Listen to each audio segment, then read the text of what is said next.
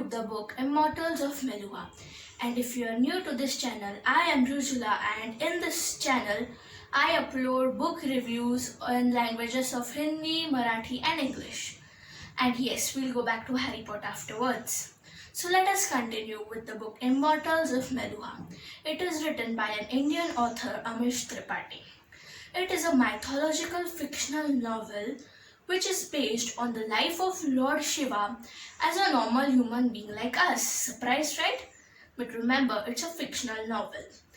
All mythology and literature lovers will love this book a lot.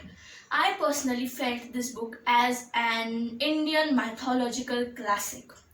Actually, the idea that the stories of Indian mythology are retold in a different manner really fascinated me. So I was very excited to grab this one, and it matched up to my expectations. So now let us talk about the plot. It is basically set during the ancient Indian period and precisely during the Indus Valley civilization, and at that time literally iron was the just discovered metal. And at that time India was divided into two empires or civilization, namely the Meluhan civilization or Meluhan empire, or simply Meluha, which was the land ruled by the Suryavanshis or the descendants of the sun, and the Swadeepan empire or simply Swadeep, which was the land ruled by the Chandravanshis or the descendants of the sun.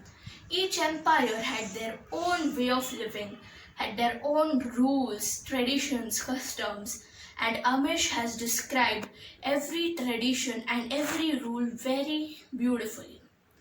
So, people of Meluha believe that there is a savior who will be not Chandravanshi, neither Suryavanshi, who will be an outsider who will save them from the so-called evil Chandravanshis who act like cowards, sending the Nagas. Nagas are a group of people who are born human beings with deformities. For example, he has a head of one Naga can have a head of a vulture or a eagle, and they can have two faces or a body of some other animal, etc.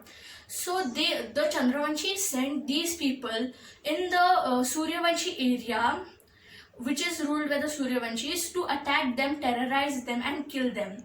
And the Meluhans called that savior as the Nilkant, the one with the blue throat, or simply the next Mahadev.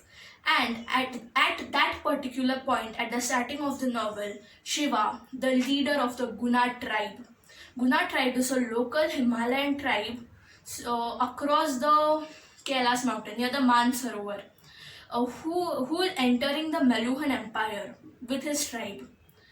And instead of talking more about the plot, let us continue with the character development or the novel development, as you can get spoiled if I talk more about the plot. So, actually, every place in the novel has been described very, very beautifully by the author. Actually, every place seems very, very real to me when I read the novel. It seems that I am standing on its roads and visiting the city. In fact, the whole novel is like it's happening in front of your eyes. But this description of a place is far, far more better than a character development. Means a character's attitude is not described really very well in the novel, but that's okay. We'll focus on the good points. So now let us talk about the characters. Characters, as you have guessed, the main character is Shiva. He has a best friend called Bhadra, who is one of the Guna tribe.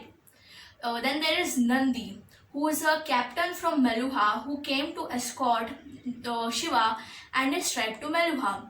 And there is Ayurvati, who took care of Shiva and his tribe when they were escorted first time to Meluha. And now if I talk about all the characters, you will get bored and it will take a lot of time and you can also be spoiled. So let us talk about the overall novel review. Overall novel review, as you have guessed, is that this book is worth a read.